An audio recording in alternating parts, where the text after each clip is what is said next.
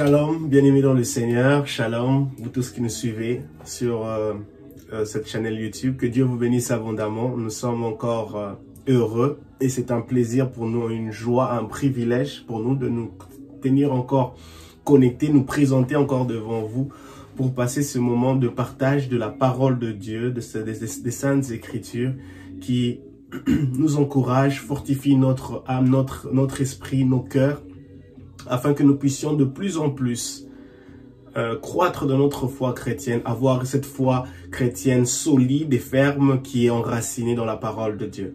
La Bible dit que la foi vient de ce qu'on entend et ce qu'on entend vient de la parole de Dieu. Et nous bénissons le Seigneur. Christ dit, celui qui demeure en moi portera du fruit. Et si moi je demeure en lui, il portera du fruit.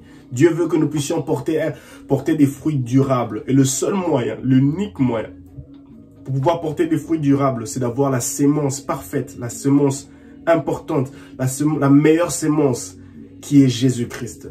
Et si Jésus est notre sémence, c'est alors que nous serons capables de porter des fruits dignes et des fruits durables. Et cela sera une bénédiction, une source de bénédiction pour plusieurs, ou plusieurs personnes viendront à nous pour bénéficier, pour jouir de la restauration, de la délivrance, de la bénédiction au travers de ces fruits dignes, palpables dont ils nous voient et nous porter cela. Et nous bénissons le Seigneur pour cela. Nous allons prier avant de commencer notre moment de partage. Tendre Père, nous te disons merci pour ton amour. Tendre Père, nous te rendons gloire, honneur, puissance et majesté pour tout ce que tu fais dans nos vies. Nous voulons que tu puisses bénir ce moment de partage de ta parole, de la parole de Dieu. Et nous voulons que tu nous inspires, Saint-Esprit de Dieu. Prends place en ce lieu et bénis nos frères et sœurs qui nous suivront, Seigneur. Peu importe là où ils se retrouvent à n'importe quelle heure, que ceci soit une bénédiction, un encouragement, une bénédiction pour eux, pour leur âme, leur esprit et leur vie, dans le nom de Jésus. Amen. Gloire au Seigneur Jésus-Christ. Nous voici encore ici pour un privilège, pour pouvoir partager la parole de Dieu, pour pouvoir partager ce que l'Esprit de Dieu a mis en nous, pour pouvoir partager ce que Dieu a mis en nous, pour pouvoir vous bénir en ces jours.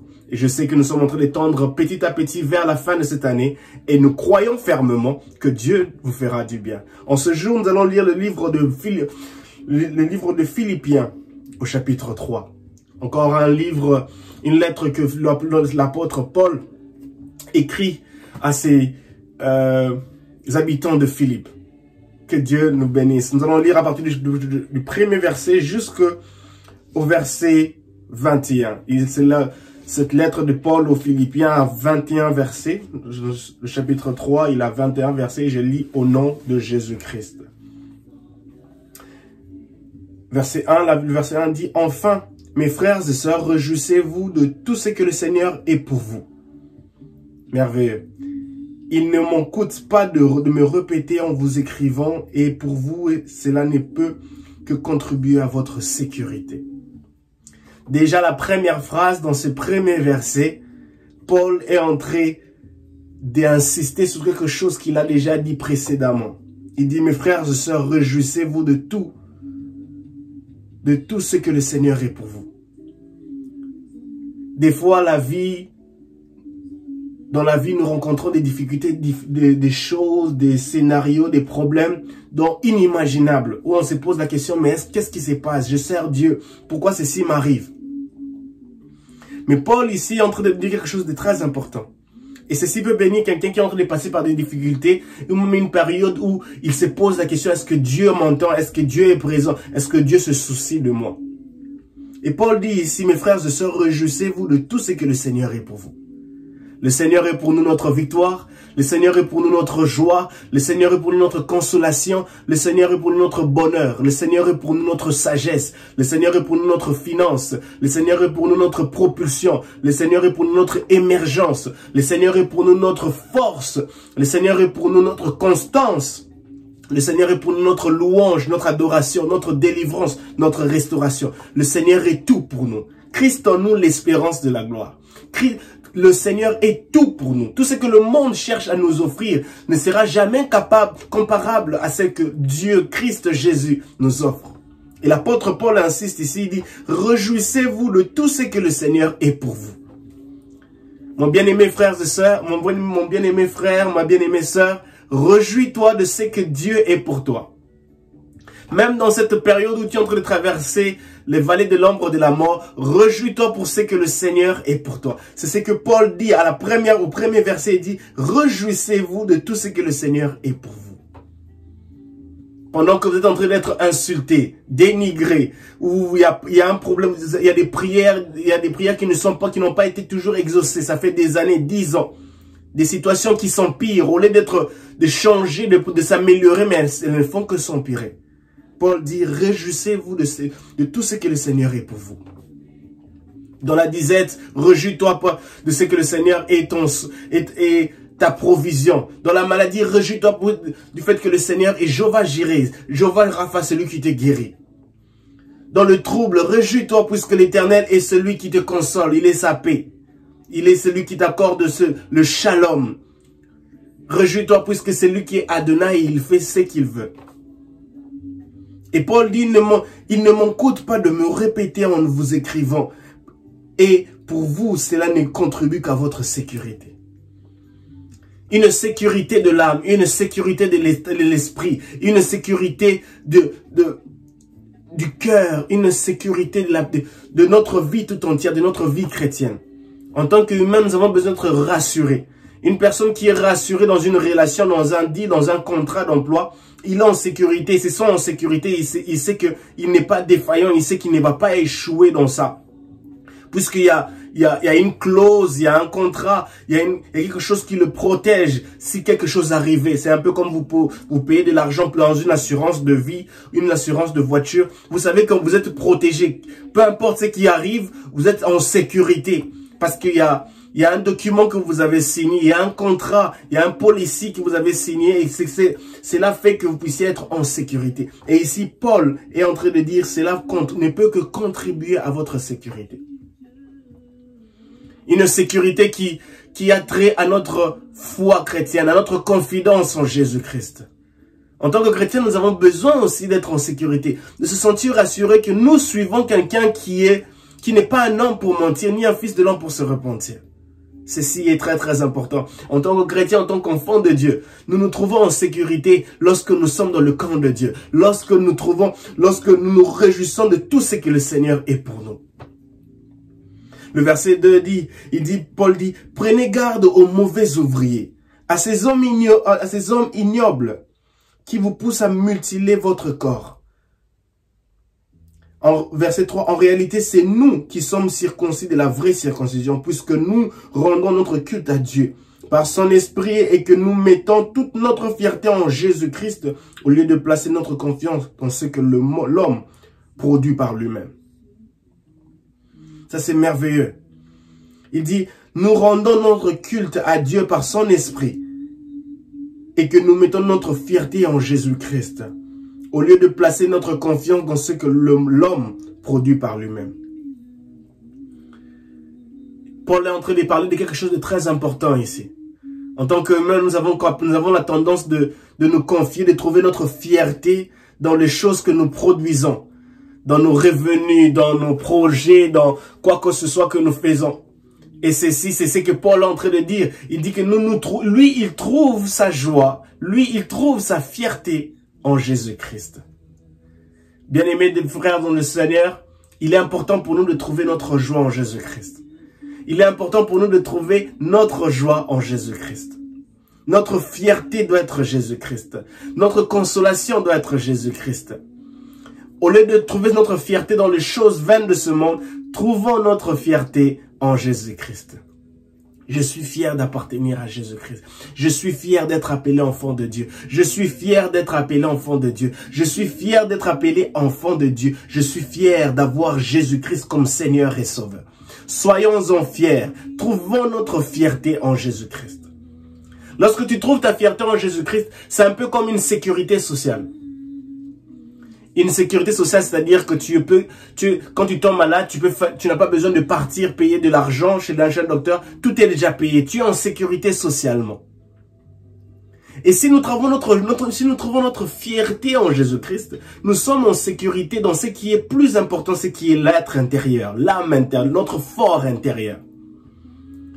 Si notre fort intérieur est en sécurité, c'est-à-dire que tout ce qui est à l'extérieur sera aussi en sécurité, sera déjà établi, sera déjà rassuré. Et ceci est important pour nous, de comprendre cela, de trouver notre foi en Jésus-Christ, notre fierté en Jésus-Christ. Seigneur Jésus, j'aimerais être fier, j'aimerais retrouver ma fierté en toi. Même quand c'est difficile, même quand on se moque de moi. Pourquoi je suis Christ? Seigneur, je me retrouver ma fierté en toi. Lorsque nous trouvons la fierté en quelqu'un, c'est-à-dire que nous sommes prêts à défendre cette personne-là. C'est-à-dire que nous sommes prêts à à convaincre d'autres personnes. C'est à quoi cette personne-là est capable de faire. Il dit, je trouve ma fierté en Jésus-Christ. Toute notre fierté en Jésus-Christ. Nous mettons toute notre fierté en Jésus-Christ. Et ceci est très très important. Lorsque tu trouves ta fierté, par exemple, si par exemple, je donne un exemple, quand un enfant trouve sa fierté en son parent, dans son père ou en sa mère, il est prêt à défendre cela. Il est prêt à dire pourquoi il trouve sa fierté dans la vie de telle personne ou telle autre personne. À cause de ceci, à cause de cela. Qu'est-ce qui te rend fier? Lorsque tu défends Christ, qu'est-ce qui te rend fier? Qu'est-ce que tu trouves? Qu'est-ce qui fait ta fierté en Jésus-Christ? C'est ça ma question. Qu'est-ce qui fait ta fierté d'appartenir à Jésus-Christ? Nous devons trouver notre fierté en Jésus-Christ. Ne soyons pas de ceux-là qui sont instables, ne soyons pas de ceux-là qui ne savent pas pourquoi ils suivent Christ. Moi, je trouve ma fierté en Jésus-Christ, puisque Jésus-Christ est cette pièce manquante-là, qui est venu dans ma vie et il a tout changé. Je ne vais pas dire que je vis une vie heureuse, il n'y a pas de problèmes, il n'y a pas de haut et de bas. J'en passe des situations difficiles. Mais le fait que Jésus est là, c'est-à-dire qu'il est dans la barque, je n'ai pas à craindre. Les vents et marées viendront. Mais tant qu'il est là à l'intérieur, je n'ai pas à sauter de la barque. Puisque ça va, ces vents, cette tempête vont passer, elles passeront. Puisque Jésus, l'homme de la solution elle-même, il est là. La solution elle-même, elle est là, avec moi. Et c'est ça notre avantage en tant qu'enfant de Dieu. Et Paul dit au verset 4, « Et pourtant je pourrais, moi aussi, placer ma confiance dans ce qui vient de l'homme. » Il le dit. Il pouvait aussi placer sa confiance dans ce qui vient de l'homme. Si quelqu'un croit pouvoir se confier en ce qui vient de l'homme, je le puis bien davantage. Paul le montre, il est aussi humain. Il est en train de montrer dans sa lettre qu'il lui aussi, l'apôtre Paul, c'est lui qui est en train de persécuter l'église et maintenant qui a été changé, qui s'est converti. Il montre à ses fidèles, à ces personnes de Philippe, à ces habitants de Philippe, que lui aussi est capable de trouver sa confiance dans ce qui vient de l'homme. Il dit, je le puis bien davantage. Verset 5, j'ai été circoncis au 8e jour. Je suis israélite de naissance de la tribu de Benjamin, de pur sang hébreu. Pour ce qui concerne le respect de la loi, je faisais partie des pharisiens. Verset 6, quant à mon zèle, il m'a conduit à persécuter l'église face aux exigences de la loi et j'étais sans reproche.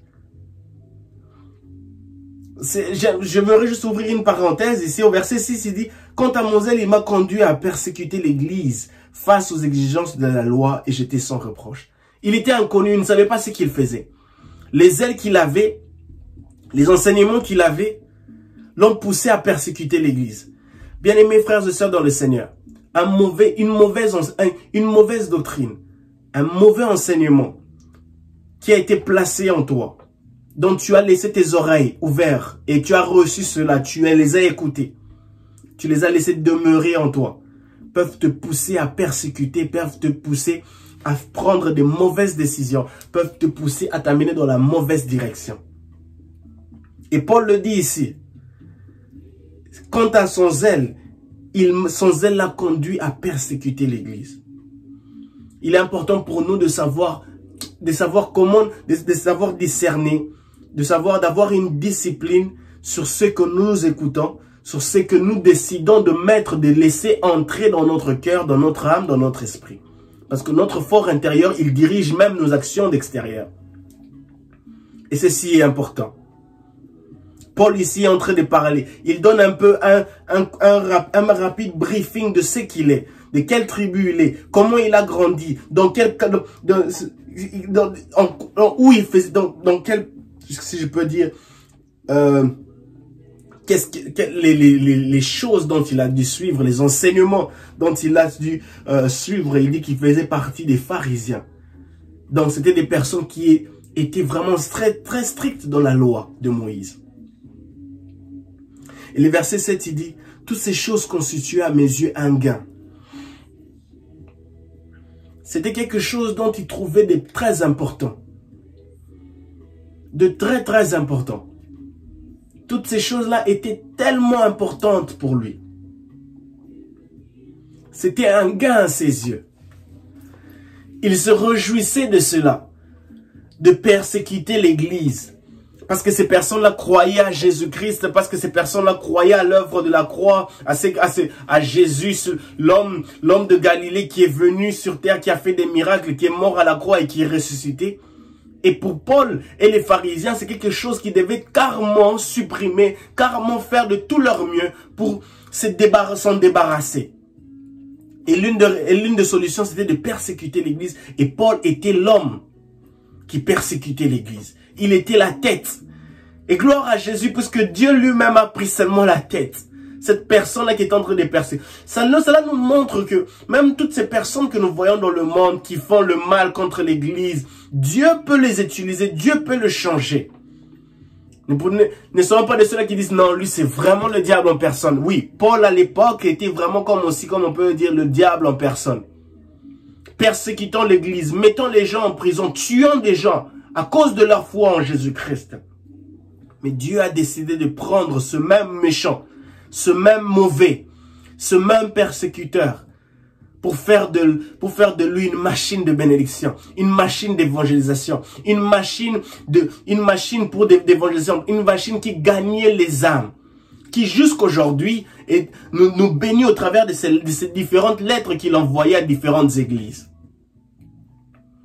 Dieu est capable de restaurer la vie de quelqu'un, même le plus méchant. Dieu est capable de le restaurer et de l'utiliser, de faire de lui un canot de bénédiction, un tuyau d'évangélisation pour gagner plusieurs personnes à Christ. Et c'est ce que Paul dit au verset 7, toutes ces choses constituaient à mes yeux un gain, mais à cause de Christ, je les considère désormais comme une perte. En fait, pour toutes ces choses-là étaient des gains pour lui. Mais une fois que Christ est venu, la solution elle-même, Christ est venu, le Seigneur Jésus lui-même, Christ est venu, le Rédempteur, une fois que la pièce manquante a pris place, c'est alors que les choses ont changé. Christ pesait plus. Je donne un exemple. Donc c'est un peu comme vous avez une balance. Quand Christ est venu, tout ces choses dont il trouvait comme avant, qui avaient un gain, qui avaient de l'importance pour lui, ne pesaient plus. Christ pesait plus. Ceci nous montre que Christ, en ayant Christ en nous, nous avons plus de valeur. Nous sommes plus forts, nous sommes plus solides, nous sommes plus constants, nous sommes plus stables. Ceci est important pour nous, bien-aimés dans le Seigneur. Christ Jésus, le vrai besoin de l'homme, c'est Christ. Le vrai besoin de l'homme, c'est Christ. La pièce manquante qui peut nous changer, donc qui peut changer tout le cours de notre vie, c'est Jésus-Christ. Et au verset 8, Paul dit, « Oui, je considère toutes ces choses comme une perte à cause de ce bien suprême. » À cause de ce bien suprême.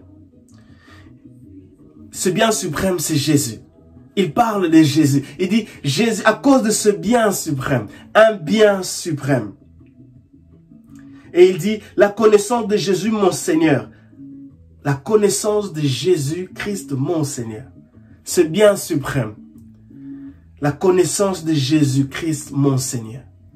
Une fois que Paul a découvert Jésus, une fois que Paul a rencontré Jésus, une fois que Paul a connu Jésus, son Seigneur, toute sa vie a changé. Toi qui me suis maintenant, il y a des choses dont tu n'arrives pas. Il y a des choses, ta vie n'est pas... Tu te rends compte qu'il y a des choses qui ne marchent pas dans ta vie. Ma question est celle-ci. Est-ce que tu as déjà connu Christ? As-tu déjà fait cette rencontre personnelle avec Jésus-Christ, ton Seigneur? Puisque Paul ici est en train de nous dire, tout ce qu'il trouvait comme gain était maintenant une perte du moment où l'homme de Galilée, Jésus-Christ, est entré dans son cœur. Jésus-Christ a pris place dans sa vie. C'est si important pour nous. L'homme de Galilée, c'est la personne dont nous avons besoin. Paul le définit ici comme ce bien suprême. Oh Jésus, tu es mon bien suprême. Même quand nous sommes en train de passer par des vallées de l'ombre de la mort, par la maladie, élevons nos voix et louons le Seigneur, adorons-le, dire Jésus-Christ, tu es mon bien suprême. Le fait de t'avoir connu, toi mon Seigneur Jésus, mon Seigneur, mon Sauveur, le fait de t'avoir connu a changé toute ma vie, a remplacé, a comblé toutes les vides qui étaient dans ma vie, dans mon âme, dans mon esprit, dans mon fort intérieur. Jésus-Christ, le bien suprême. C'est celui dont nous devons adorer, c'est celui dont nous devons élever. Et la Bible dit dans le livre de Jean, chapitre 15, que nous devons chercher à porter des fruits durables. Bien-aimés dans le Seigneur, dans le livre de Jean, chapitre 15, cela nous parle du cep. Si nous sommes connectés au cep qui est Jésus-Christ, nous serons capables de porter des fruits. La seule manière pour nous de porter des fruits dignes et durables, c'est d'avoir Jésus-Christ comme sémence parfaite, comme sémence consistante en nous, stable. Et c'est là important, et c'est là est merveilleux. Le verset 9, Paul dit, non, je continue, il dit, à cause de lui, j'ai accepté de perdre tout cela. Oui, je le considère comme bon à être mis au rebut afin de gagner Christ. Paul considère bon d'être mis au rebut afin de gagner Christ. Il considère bon d'avoir perdu toutes ces choses. Il considère bon d'avoir laissé toutes ces choses qui ne plaisaient pas Dieu, qui n'étaient pas dignes de louange, d'adoration, qui ne glorifiaient pas Dieu. Il considère bon de laisser toutes ces choses derrière lui et de gagner Christ. En Christ Jésus, nous avons la vie. En Christ Jésus, nous avons tout ce que le monde ne peut nous donner. Jésus a dit à ses disciples, je vous donne ma paix, cette paix que le monde ne pourra jamais nous donner. Il y a des gens qui gagnent des choses dans ce monde, mais la réalité c'est que tout en gagnant ces choses dans ce monde, il y a toujours des choses, ils se retrouvent toujours ils ont toujours ce vide-là en eux, dont ils n'arrivent pas toujours à combler, parce que parce qu'il manque Christ. Le vrai besoin de l'homme, c'est Christ. Le vrai besoin d'une famille, c'est Christ. Le vrai besoin d'une entreprise, c'est Christ. Le vrai besoin des finances, dans nos finances, c'est Christ Jésus. Puisque tout se retrouve en Christ Jésus. Paul a dit, je puis tout par celui qui me fortifie. Et c'est là important. Le verset 9, c'est un verset que j'aime de tout mon cœur. Il dit, mon désir est d'être trouvé en lui. Mon désir est d'être trouvé en lui. Non pas avec une justice que j'aurais moi-même acquise en obéissant à la loi, mais avec la justice qui vient de la foi en Christ et que Dieu accorde à ceux qui croient. Mon désir est d'être trouvé en lui. C'est le désir de Paul. Il dit, mon désir est d'être trouvé en lui. Non pas avec une justice que j'aurais moi-même acquise en obéissant à la loi. Ce n'est pas, pas de se trouver en Jésus-Christ au travers des choses de ce monde, au travers de la corruption, au travers des gains, des comptes en banque, des valeurs de ce monde, des valeurs mises, établies par l'homme. Non. Il dit, mon désir c'est d'être trouvé en lui. Non pas avec une justice que j'aurais moi-même acquise en obéissant à la loi, mais avec la justice qui vient de la foi en Christ. Donc, ce qu'il veut dire, c'est que mon désir est de trouver ma restauration, si je peux le dire comme ça. Mon désir est de trouver ma stabilité, ma joie, ma paix, ma tranquillité, mon élévation, ma stabilité, ma consolation, ma propulsion au moyen de la foi. C'est le seul moyen. Il dit, mon désir est de trouver, d'être trouvé en lui. Mon bien-aimé frère, mon bien-aimé sœur, ton désir doit être celui de Paul, de te trouver en Christ Jésus. De te trouver en Christ Jésus. Ton désir doit être de te trouver en Christ Jésus. Et cela doit être chaque jour. Que tu puisses te trouver chaque jour en Christ Jésus. Et c'est là au moyen de la foi. En Christ et que Dieu accorde à ceux qui croient. Comment est ta foi? Si tu désires te trouver en Christ Jésus, tu as besoin de la foi. La foi vient de ce qu'on entend et ce qu'on entend vient de la parole de Dieu. Pour arriver à la foi, tu as besoin de la parole de Dieu. La foi vient de ce qu'on entend. Ce qu'on entend vient de la parole de Dieu. David dit, ta parole est une lampe à mes pieds, une lumière sur mon sentier. La parole de Dieu est tellement importante pour nous. Dieu dit à Josué que ce livre de la loi ne s'éloigne point de ta bouche. C'est-à-dire que Dieu donne de l'importance à sa parole. Dieu donne de l'importance à ses saintes écritures. Parce que c'est le seul moyen pour toi d'avoir une foi stable. C'est le seul moyen pour toi de te trouver en lui. C'est le seul moyen pour toi de te trouver en lui, en obtenant une restauration, une délivrance, une stabilité, une joie, une consolation, une propulsion, une certaine maturité spirituelle. La foi. C'est le seul moyen pour nous de pouvoir nous retrouver en Jésus-Christ. Cet homme dont nous avons besoin. Et il dit, la foi en Christ que Dieu accorde à ceux qui croient. Il est temps pour toi de croire en Jésus-Christ. Il est temps pour toi de croire en Jésus-Christ. La première chose que Paul dit dans le chapitre 3, il dit, enfin mes frères et sœurs, réjouissez-vous de tout ce que le Seigneur est pour vous. Il est temps pour toi de te trouver, de croire en Jésus-Christ. Il est temps pour toi de croire que Jésus-Christ est le rémunérateur de ceux qui le cherchent. Il est temps pour toi de te trouver en Jésus-Christ. C'est là très très important. Il est vraiment temps pour nous de continuer à croire. Il est temps pour nous de travailler dans notre foi chrétienne, de solidifier notre foi chrétienne. Le verset 10 dit, c'est ainsi que je pourrai connaître Christ. C'est-à-dire expérimenter la puissance de sa résurrection et avoir part à ses souffrances, en devenant semblable à lui jusque dans sa mort. J'aime le verset 10. Paul dit deux choses dans ce verset 10.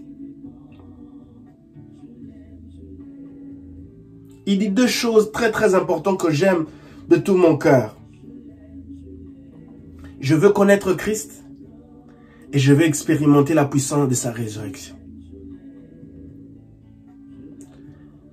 Il a connu Christ, il a changé, il a quitté du monde des ténèbres au monde de la lumière. Et le même Paul dit encore ici, je veux connaître Christ. Je veux connaître Christ. C'est ainsi que je pourrais connaître Christ. Dans la version anglaise, on dit, I want to know Christ. Yes, to know the power of his resurrection. Paul est assoiffé de connaître Christ. Le moyen pour lui de connaître Christ, c'est sa foi chrétienne. Le moyen pour lui de connaître Christ, c'est de se trouver en Christ Jésus. Le moyen pour nous de connaître une personne, c'est quand nous fréquentons cette personne régulièrement. Tu as besoin de savoir comment telle personne se comporte. Tu dois chercher à la fréquenter régulièrement. Tu dois chercher à côtoyer la personne régulièrement. Et c'est ce que Paul dit ici. Mon désir est de connaître Christ et d'expérimenter la puissance de sa résurrection. Lorsque nous faisons rencontre à une personne, par exemple un businessman, une personne qui a émergé dans le domaine financier, nous voulons le connaître, sa façon dont il se comporte, sa routine journalière, comment il se réveille, ce qu'il fait durant la journée. Nous voulons aussi connaître le secret de sa réussite.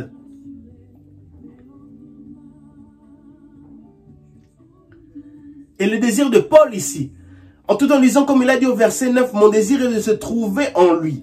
au fait, son désir, c'est d'être trouvé en lui, en jouissant de la restauration, de la délivrance, de l'élévation, de la joie, de la paix, de l'épanouissement.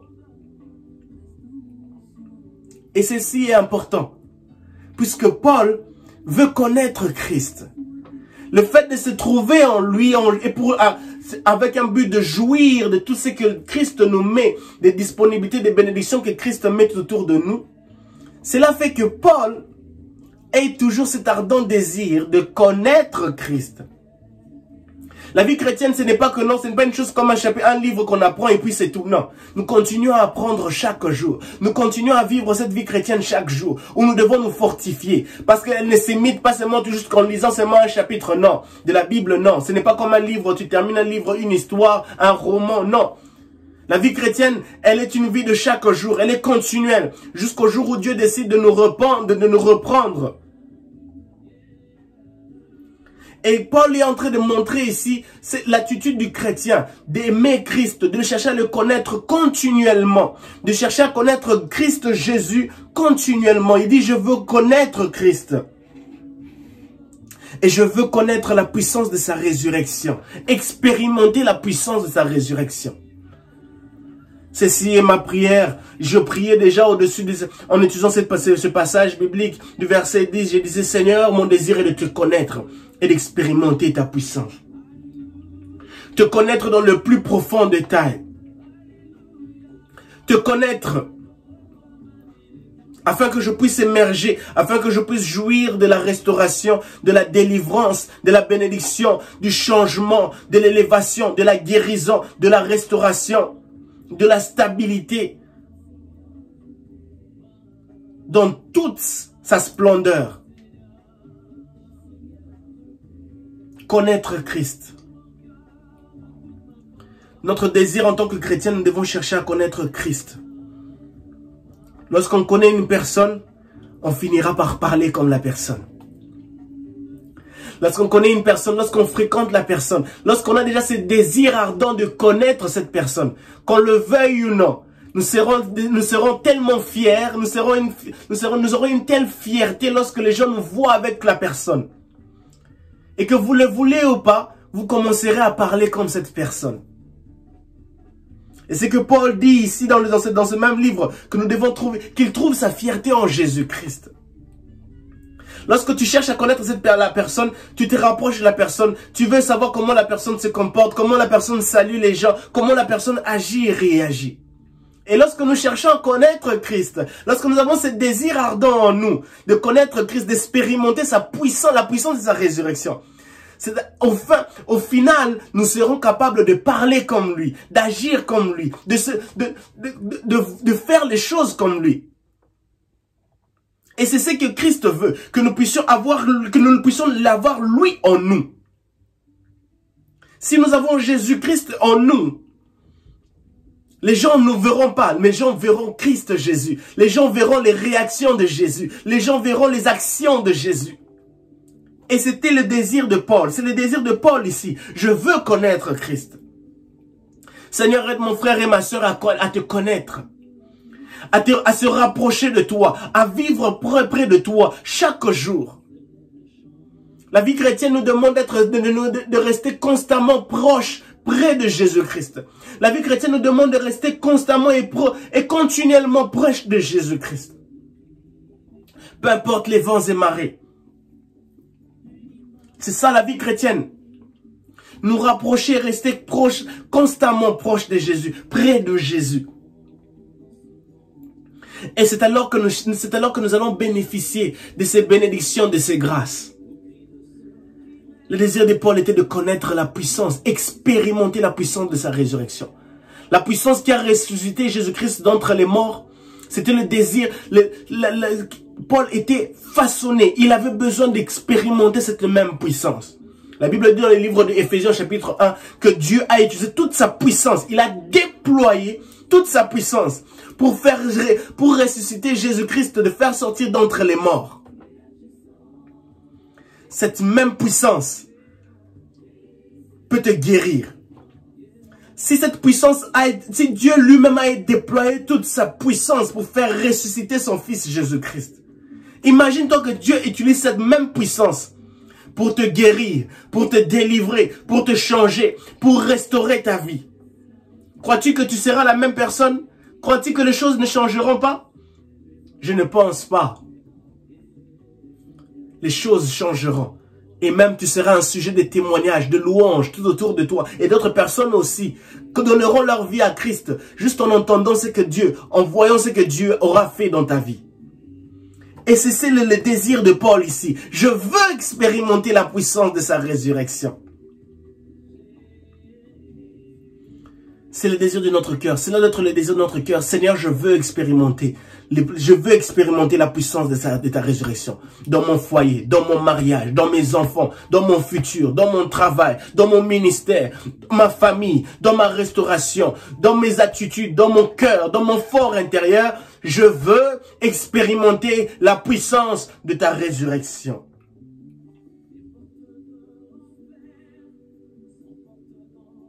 Et ceci est important. La vie chrétienne n'est pas facile. C'est la raison pour laquelle nous devons chercher toujours à rester près de lui. Et à chercher à avoir ce désir ardent et constant de le connaître chaque jour, à tout moment.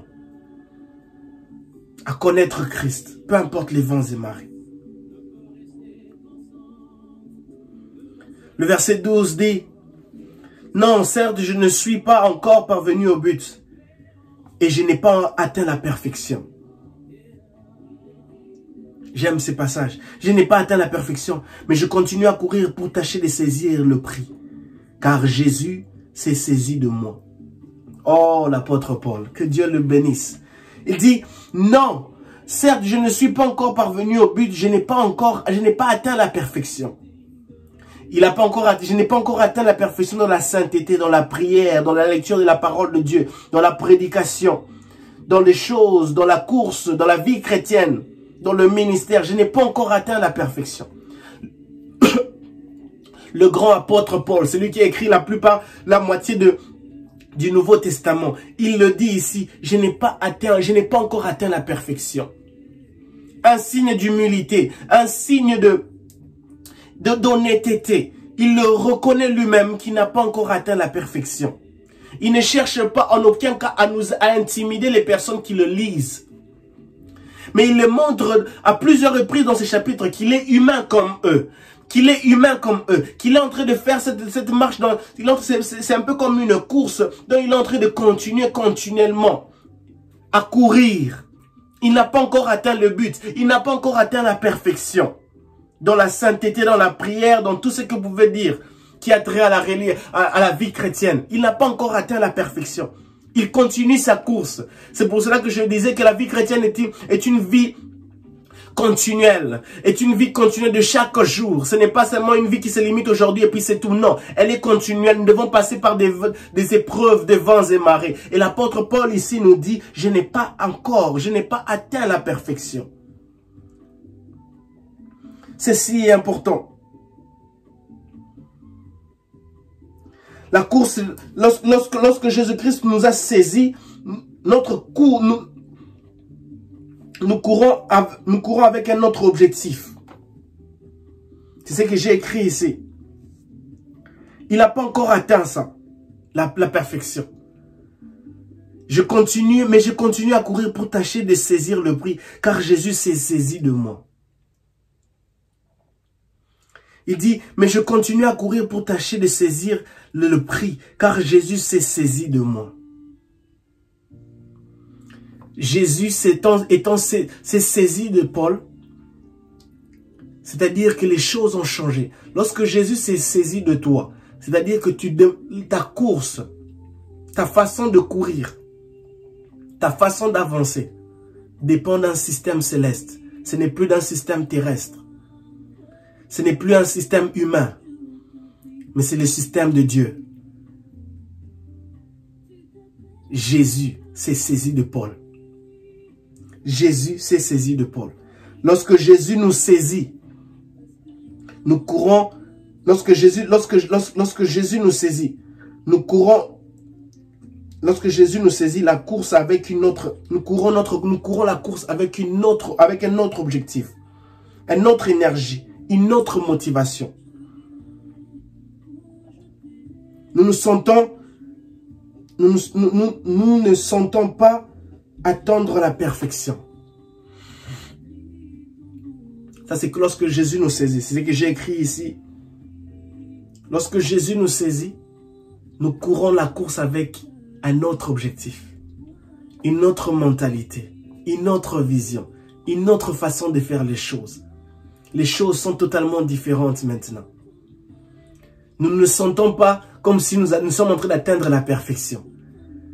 Parce que quand Jésus nous saisit, nous n'atteignons pas la perfection. Nous continuons, les objectifs changent, la motivation change, l'énergie change, l'attitude change, les réactions changent, la façon de parler change, puisque Jésus s'est saisi de nous. Cela doit être notre prière de chaque jour où nous devons dire à Dieu, Jésus, saisis-toi de moi. Yahweh, saisis-toi de moi. Tendre Père, saisis-toi de moi. Seigneur, saisis-toi de moi. Et c'est ça l'attitude de Paul. Car Jésus s'est saisi de moi.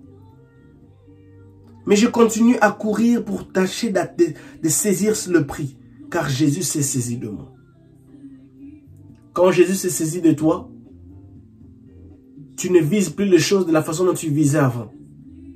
Maintenant, tu dépends des plans de Dieu. Tu dépends des objectifs de Dieu. Tu dépends de l'énergie de Dieu. Tu dépends de la motivation de Jésus-Christ qui place en toi. Tu dépends de cette motivation, de cette force que Jésus-Christ installe en toi. Et c'est alors que les choses changeront. C'est alors que les choses, tu verras que tu n'as plus soif d'une reconnaissance, d'un m'as-tu vu, d'une perfection reconnue par les hommes. Non. Tu es maintenant assoiffé de reconnaître, de faire les choses comme Jésus le veut. Seigneur, saisis-toi de mon frère et de ma sœur. Saisis-toi d'eux, afin qu'ils aient d'autres objectifs, qu'ils puissent faire leur course chrétienne, qu'ils puissent courir leur course dans cette vie chrétienne, dans cette marche chrétienne, avec des objectifs venant de toi, une motivation venant de toi, une énergie venant de toi, une mentalité venant de toi, un amour pour l'évangélisation, pour ton œuvre, totalement différent de ce qu'ils avaient avant, dans le nom de Jésus-Christ. Dans le nom puissant de Jésus. Le verset 13 dit, « Non, mes frères et sœurs, pour moi, je n'estime pas avoir saisi les prix. » Encore une phrase d'humilité ici, d'honnêteté de la part de l'apôtre Paul. Il est sincère avec les personnes dont il est en train de parler. Il est sincère. Il est important pour nous en tant que chrétiens d'être sincères et honnêtes. Ne soyons pas des serviteurs et servantes de Dieu qui cherchent à intimider, à brutaliser, à effrayer les personnes qui nous écoutent. Non. Soyons sincères et honnêtes avec les gens, avec nos disciples, avec nos frères et sœurs, les personnes qui nous entourent, dont nous partageons la foi chrétienne. Soyons sincères avec eux, soyons honnêtes avec eux. L'apôtre Paul dit au verset 13, « Non, frères et sœurs, pour moi je n'estime pas avoir saisi le prix. Mais j'ai fait une seule chose, oubliant ce qui est derrière moi et tournant toute chaude de toute mon énergie vers ce qui est devant moi. » Un principe merveilleux de la vie. En regardant derrière, tu ne sauras pas comment avancer devant. En regardant derrière, tu ne sauras pas te focaliser sur ce qui est devant. Et j'aime bien cet exemple. Dans une voiture, la plus grande fenêtre, la plus grande, je peux dire la paraprise avant, c'est celle qui est la plus grande, qui nous donne une plus grande vue. Comparé aux vitres des portes, même celui de la paraprise derrière, la plus grande, c'est celle qui est devant nous. Cela nous montre qu'en regardant derrière, nous n'avons pas une si grande vue. En regardant à gauche, nous n'avons pas une si grande vue. En regardant à droite, nous n'avons pas une si grande vue. Mais quand nous regardons devant, nous avons une si grande vue de là où nous allons. Et l'apôtre Paul nous dit ici, je fais une seule chose, oublions ce qui est derrière moi. Oublie ce qui t'a fait du mal. Oublie les peines, oublie les difficultés. Et focalise-toi sur ce qui est devant.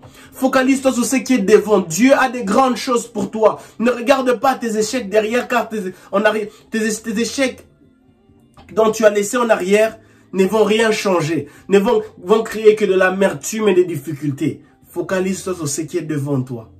Focalise-toi sur ce qui est devant toi. Focalise-toi sur ce qui est devant toi. Et les choses changeront.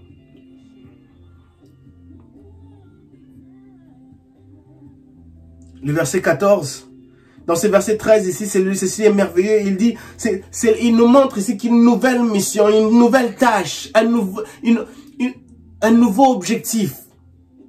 Continuez d'apprendre.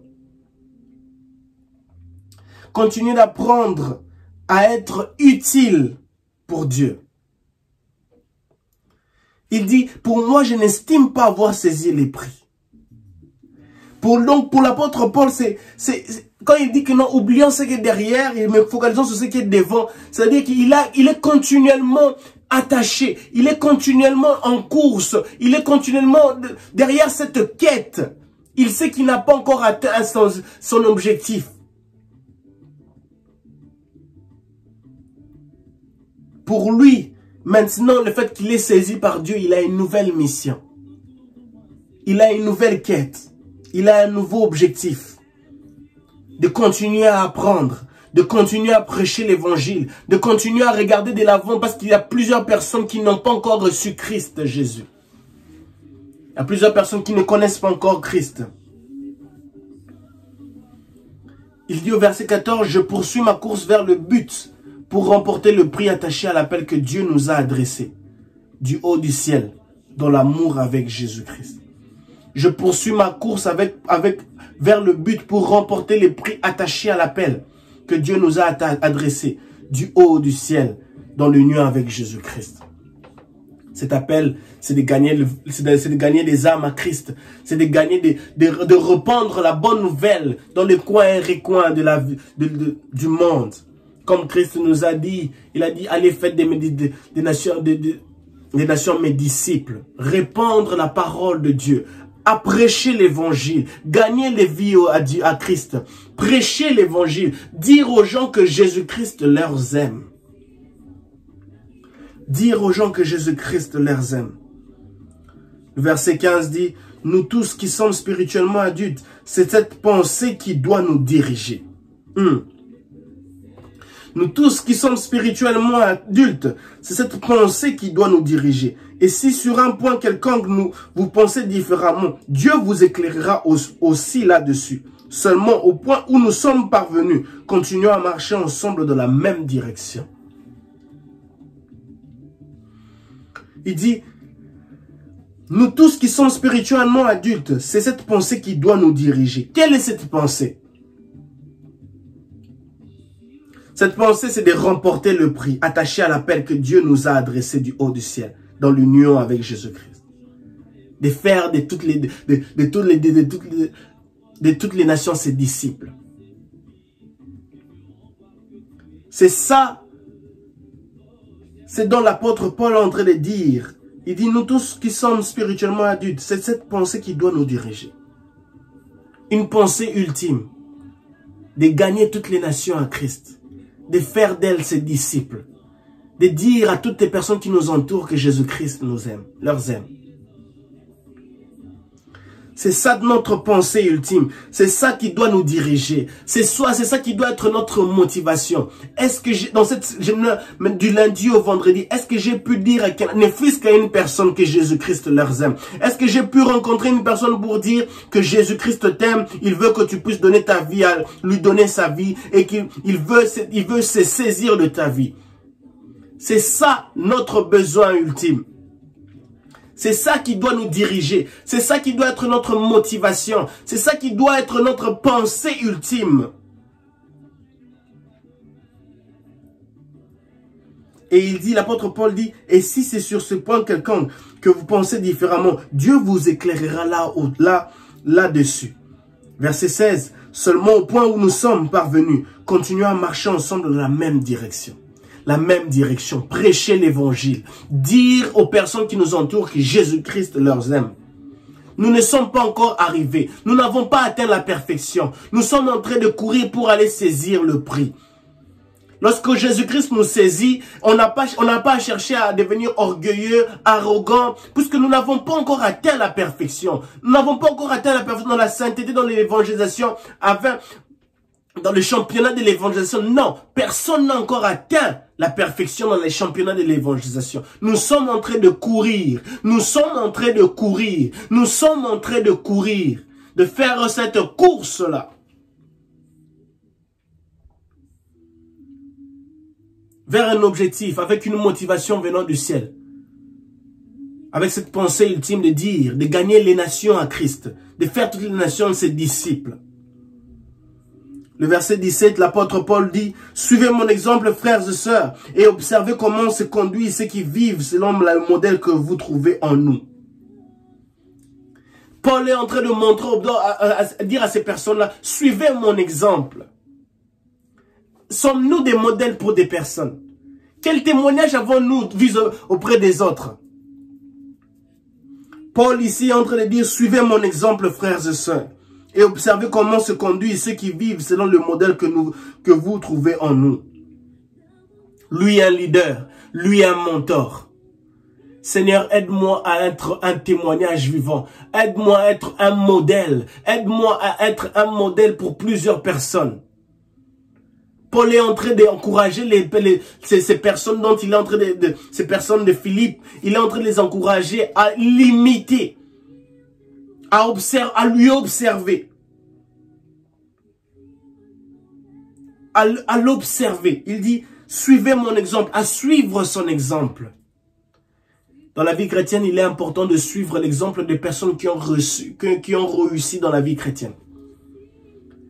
Quand tu entends qu'une telle personne a réussi dans la vie chrétienne, cherche à voir son parcours, à parler si tu as la grâce de le rencontrer, de parler avec cette personne. Comment il a fait? Quelles sont les épreuves dont il a rencontré? Comment il a pu tacler ces épreuves, ces diverses épreuves, à gauche et à droite? Comment il a pu gérer les situations difficiles? Et Paul est en train d'encourager ici ces personnes à suivre son exemple. Désolé. De plus en plus, il est difficile de voir des personnes qui ont un bon témoignage. Mais gloire sont rendues à Dieu. Il y a toujours des gens où on peut dire merci à Dieu. Seigneur, merci pour telle personne. Il a toujours un bon témoignage. Sa marche chrétienne est constante depuis qu'il a commencé jusqu'à maintenant. Il ne fait que craindre Dieu. Marcher dans la crainte du Seigneur. Vivre dans la sainteté, dans la sanctification. Soyons des modèles. Si nous nous laissons saisir par Christ Jésus, nous serons transformés, changés. Et nous finirons par devenir des modèles où des nations vont commencer à nous observer, à nous suivre, à nous imiter. Et plusieurs personnes bénéficieront de ce fruit durable, de ce fruit digne dont nous porterons.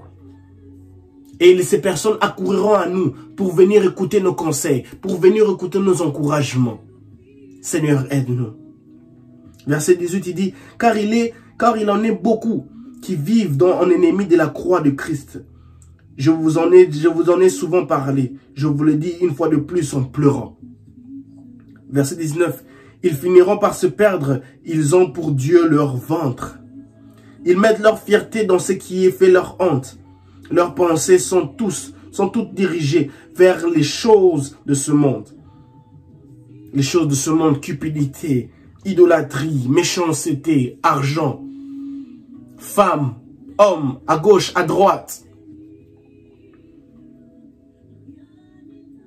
Quant à nous, verset 20, quant à nous, nous sommes citoyens des cieux, de là où nous attendons ardemment la venue du Seigneur Jésus-Christ pour nous sauver. Paul est en train de mentionner de ces personnes-là qui vivent en ennemis de la croix de Christ. Ces personnes-là qui ne reconnaissent pas Christ Jésus-Christ. De ces personnes-là qui ont pour Dieu leur ventre. Qui sont assoiffés des choses de ce monde.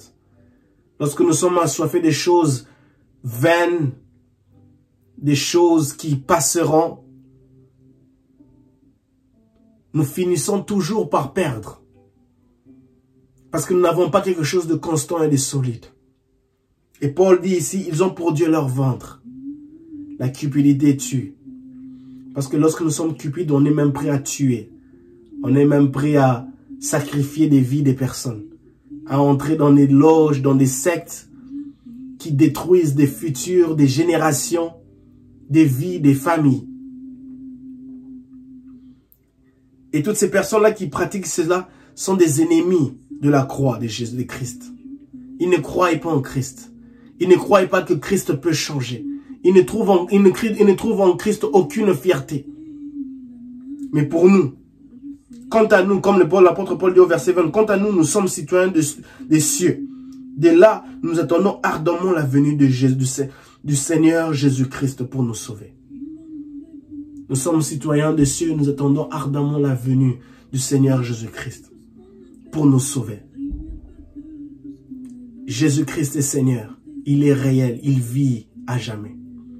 Que personne ne te décourage, que personne ne permette ne laisse à personne de te dire que Christ n'existe pas, que Christ ne reviendra pas. Christ reviendra. Christ reviendra. Car l'apôtre Paul dit, nous attendons ardemment la venue du Seigneur Jésus-Christ pour nous sauver. Verset 21, car il transformera notre corps misérable pour le rendre conforme à son corps glorieux, par la puissance qui lui permet aussi de tout soumettre à son autorité. Jésus-Christ est la personne dont nous avons besoin. Dans ce chapitre 3 du livre de Philippiens, Paul montre combien il est important de trouver notre fierté en Jésus-Christ, de trouver notre bonheur en Jésus-Christ, de trouver notre joie en Jésus-Christ, de nous réjouir de tout ce que le Seigneur est pour nous, de tout ce que le Seigneur est capable de faire en nous du moment où il nous saisit, du moment où il nous dirige, du moment où il nous inspire, du moment où il nous dirige, notre mission change. Les choses anciennes sont mises de côté. Les choses nouvelles prennent place. Notre mission est changée. Nous avons une mission totalement différente. D'aller prêcher les nations. D'aller prêcher les nations. D'aller porter des fruits durables.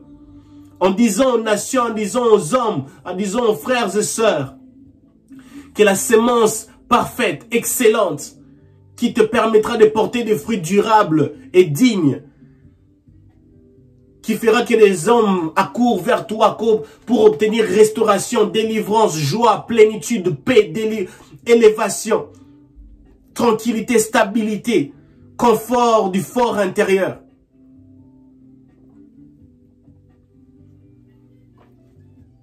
Jésus-Christ est l'homme dont nous avons besoin. Il est important pour nous de prêcher l'évangile, bien-aimé dans le Seigneur. Nous avons besoin d'être saisis par Christ. Nous avons besoin de nous trouver rapprochés près de Christ Jésus chaque jour. Lundi, mardi, mercredi, jeudi, vendredi, samedi, dimanche. Que tous ces jours-là, que nous puissions avoir ce désir ardent de nous retrouver, de toujours nous trouver en Christ Jésus. Afin de jouir d'une bénédiction, afin de jouir d'une élévation, afin de jouir d'une délivrance, afin de jouir d'une paix, d'une joie constante, d'une restauration du fort intérieur. Ceci doit être notre désir. Ceci doit être notre quête, bien-aimé dans le Seigneur. Ceci doit être notre quête de chaque jour. La vie chrétienne, elle ne sera jamais facile. La vie chrétienne en soi, elle n'est pas facile. L'apôtre Paul dit, je n'ai pas atteint la perfection. C'est-à-dire, en d'autres termes, il n'a pas atteint la perfection dans la sainteté, dans la vie chrétienne. Il ne fait que courir, il ne fait que faire sa course. Il ajoute encore, je n'estime pas avoir saisi les prix. Il n'estime pas ça. Il fait sa course. Il suit les objectifs de Christ Jésus. La course se terminera lorsque Christ Jésus reviendra ici sur terre. C'est là que la course se terminera. Nous obtiendrons le prix lorsque nous serons au ciel. Lorsque Christ reviendra et nous prendra et nous amènera au ciel. C'est là que nous obtiendrons le prix. Mais tant qu'il n'est pas encore revenu, la course continue. Nous ne pouvons pas nous estimer avoir obtenu le prix. Nous ne pouvons pas nous estimer avoir obtenu le prix du championnat de l'évangélisation. Non et non et non. Continue de prêcher l'évangile. Ne pense pas que tel pasteur a déjà prêché tout le monde entier. Non. La Bible dit, allez faites des nations mes disciples. prêchiez l'évangile. Tu te poses la question, est-ce que je serai béni en prêchant l'évangile? La Bible dit, bénis soient les pieds de celui qui prêche l'évangile. Dans le livre de Jean, chapitre 15, Dieu dit, permettez-moi de lire le livre de Jean, chapitre 15, et nous allons terminer ce moment de partage. Ceci est merveilleux pour nous de comprendre que nous serons bénis lorsque nous servons Dieu. Nous serons bénis et nous jouirons des bénédictions de Dieu lorsque nous nous servons. Le verset 7 du chapitre 15 du livre de Jean dit, « Mais si vous demeurez en moi et que mes paroles demeurent en vous, demandez ce que vous voudrez, vous l'obtiendrez. » Verset 8, « Si vous produisez du fruit en abondance et que vous prouvez ainsi que vous êtes vraiment mes disciples, mon Père vous glorifie aux yeux de tous. » Dieu te glorifiera aux yeux de tous lorsque tu fais le travail. Lorsque tu fais le travail du Seigneur. Lorsque tu prêches l'évangile. Lorsque tu annonces aux nations la parole de Dieu. Lorsque tu fais des nations lorsque tu gagnes des nations à Christ. Dieu te glorifiera aux yeux de tous. Dieu t'accordera tout ce que tu le demanderas. Et j'aime ce passage encore. La Bible dit au verset 16, toujours de Jean chapitre 15, verset 16, « Ce n'est pas vous qui m'avez choisi. Non, c'est moi qui vous ai choisi. Je vous ai donné mission d'aller, de porter du fruit qui soit durable. Alors le Père vous accordera tout ce que vous lui demanderez en mon nom. » Lorsque nous allons dans les nations, lorsque nous allons porter de fruits, tout en portant de fruits nous-mêmes, puisque nous avons la sémence de Jésus-Christ en nous, les gens voient que nous avons une sémence, les gens voient que nous sommes en train de porter de fruits et ils accourent auprès de nous pour obtenir ce fruit, Et de leur côté, en même temps, ils reçoivent Christ qui est la sémence parfaite, excellente, et ils produisent de fruits. Bien-aimés dans le Seigneur, j'aimerais vous rassurer. Tout ce que vous demanderez à Dieu, au nom de Jésus-Christ, vous sera donné. Puisque vous êtes en train de faire un travail pour Dieu, Dieu vous le donnera. Continuez cette course. Ne regardez pas en arrière. Ne regardez pas telle personne se moque de moi. Pourquoi je prêche l'évangile sur les réseaux sociaux? Fais-le. Fais le travail de Dieu. Il y a des gens qui ont besoin d'écouter cette parole d'encouragement venant de toi, dont le Saint-Esprit dépose en toi. Fais-le de tout ton cœur. Et tu seras béni. Fais-le de tout ton cœur et tu verras les choses, tes projets être changés, transformés. Christ en nous, l'espérance de la gloire. Tendre Père, bénis mon frère et ma sœur. Seigneur, que nous puissions trouver notre fierté en toi. Que nous puissions nous réjouir de tout ce que tu fais pour nous, Seigneur. Seigneur Père éternel Tout-Puissant, nous n'avons pas encore atteint la perfection. Seigneur Père éternel Tout-Puissant, cette course se terminera, Seigneur, lorsque tu reviendras, Seigneur, puisque notre destination, c'est le ciel. Ce n'est pas la terre, c'est le ciel, Jésus-Christ. Bénis mon frère et ma sœur. Merci, Seigneur Père éternel Tout-Puissant, d'avoir mis tes paroles en moi. Et je te prie que toutes les personnes qui suivront cette vidéo, que ton Esprit Saint, Seigneur Père éternel Tout-Puissant, leur permette, Seigneur Père, leur touche descendre sur eux. Et rendre, Seigneur, leur cœur, leur esprit, leurs âmes fertiles. Seigneur, prêt à recevoir ta parole qui leur changera, qui leur encouragera à prêcher l'évangile, à trouver leur fierté en Jésus-Christ, à proclamer Jésus, à te connaître et à expérimenter la puissance de ta résurrection. Dans tous les domaines de leur vie, Seigneur, à te connaître chaque jour, Seigneur, et continuellement et consistamment dans le nom de Jésus. Merci pour ta bonté. Au nom de Jésus. Amen. Que Dieu vous bénisse abondamment et nous ferons de notre mieux encore pour continuer à venir apporter la parole de Dieu, à partager cela afin que plusieurs d'entre vous soient encore bénis. Prêchons l'évangile. Christ en nous, l'espérance de la gloire. À la prochaine.